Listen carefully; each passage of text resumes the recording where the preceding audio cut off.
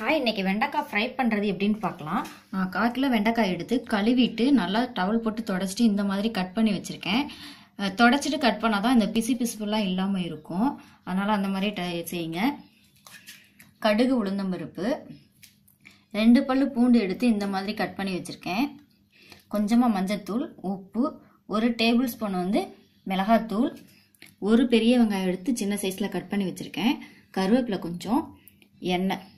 இப்போ எப்படி ஃப்ரை பண்ணுறதுன்னு பார்க்கலாம். இப்போ 3 டீஸ்பூன் எண்ணெய் விட்டுக்கோங்க. எண்ணெய் கொஞ்சம் இது அதிகமாக சேர்த்துக்கலாம். ஏன்னா எண்ணெயில் வந்துட்டு இன்னைக்கு நம்ம ஃப்ரை பண்ண போகிறோம். அதனால தான் 3 டீஸ்பூன் ஊற்றிருக்கேன். இப்போ எண்ணெய் சூடாயிடுச்சு.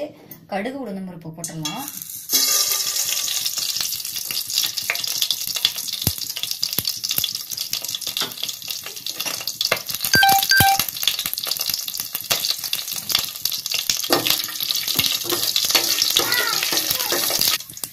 இப்போ பூண்டு சேர்த்துடலாம்.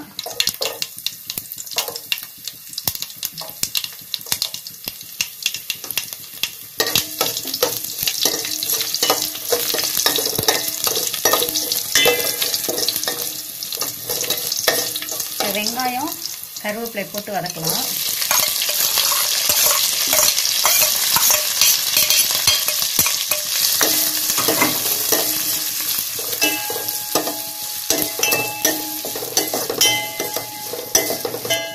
வெங்காயம் நல்லா வதங்கிருச்சு. இப்போ வெண்டைக்காயை சேர்த்துடலாம்.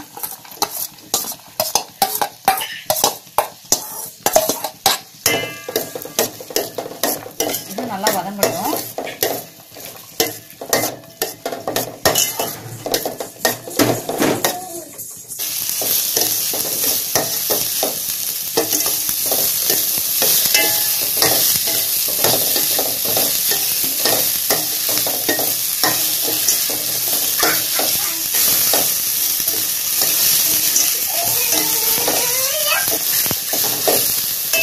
இதை ஒரு 5 மினிட்ஸ் மூடி போட்டு சிம்ல வச்சு வேக வைக்கலாம். வெந்துடும், அடியெல்லாம் பிடிக்காது.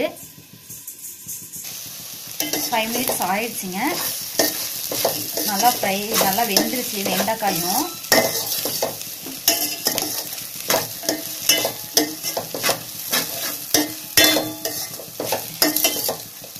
இப்போ இதுல மசாலா சேர்த்துடலாம். மிளகாத்தூள், மஞ்சத்தூள், உப்பு இது எல்லாமே சேர்த்துடலாம். இதை போட்டு நல்லா மிக்ஸ் பண்ணிடலாம். நீங்கள் மிளகாத்தூளுக்கு பதிலாக பெப்பர் கூட ஆட் பண்ணிக்கலாம். அதுவும் நல்லா டேஸ்ட்டாக இருக்கும். நீங்கள் எது வேணாலும் ஆட் பண்ணிக்கோங்க.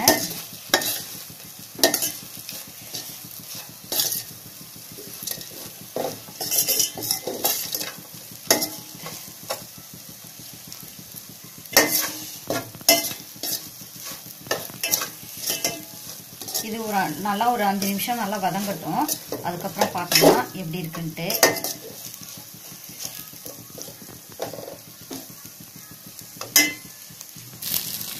ஃபைவ் மினிட்ஸ் ஆயிடுச்சுங்க. நல்லா வெண்டைக்காய் ஃப்ரை ஆயிடுச்சு.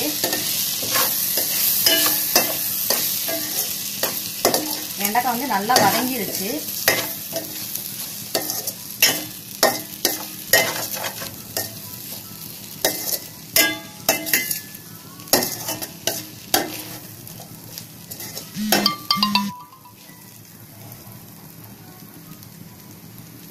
வெண்டைக்காய் பாருங்க நல்லா வதங்கிருச்சு.